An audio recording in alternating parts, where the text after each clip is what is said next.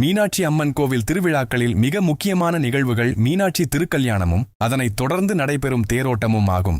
திருக்கல்யாணம் முடிந்த கையோடு ஏன் தேர் திருவிழா நடத்தப்படுகிறது என்பதன் பின்னணியில் சில முக்கியமான ஆன்மீக மற்றும் சமூக காரணங்கள் உள்ளன. திருக்கல்யாணம் என்பது கோவிலின் உள்ளே நடைபெறும் நிகழ்வு. இதில் அனைத்து பக்தர்களும் கலந்து கொள்வது கடினம். எனவே மணக்கோலத்தில் இருக்கும் மீனாட்சி அம்மனும் சொக்கநாதரும் தாங்களாகவே முன்வந்து மக்களுக்கு காட்சி கொடுப்பதற்காக வீதிகளில் உலா வருவதே தேரோட்டம். அனைவருக்குமான வாய்ப்பு. ஜாதி மதபேதமின்றி ஊரில் இருக்கும் அனைத்து மக்களும் இறைவனை தரிசிக்க வேண்டும் என்பதே இதன் நோக்கம். தேர் என்பது ஒரு நகரும் கோவில். திருக்கல்யாணம் முடிந்து பட்டத்து அரசியாக பொறுப்பேற்ற மீனாட்சி அம்மன் தனது ஆட்சிக்குட்பட்ட பகுதிகளை தேரில் அமர்ந்து பார்வையிடுவதாக ஐதீகம். மனித உடலை தேராகவும் ஆன்மாவை தேரில் அமர்ந்திருக்கும் இறைவனாகவும் ஆன்மீகம் உருவகப்படுத்துகிறது. நம் வாழ்க்கை எனும் தேர் சரியாக ஓட வேண்டும் என்றால் அதை இறைவன் வழிநடத்த வேண்டும் என்பதை தேரோட்டம் உணர்த்துகிறது.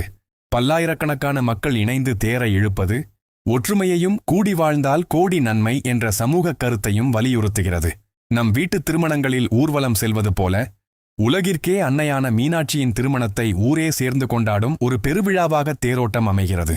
சுருக்கமாகச் சொன்னால் இறைவன் கோவிலை விட்டு வெளியே வந்து பக்தர்களுக்கு அருள் பாலிக்கும் உன்னத நிகழ்வே இந்த தேர் திருவிழா.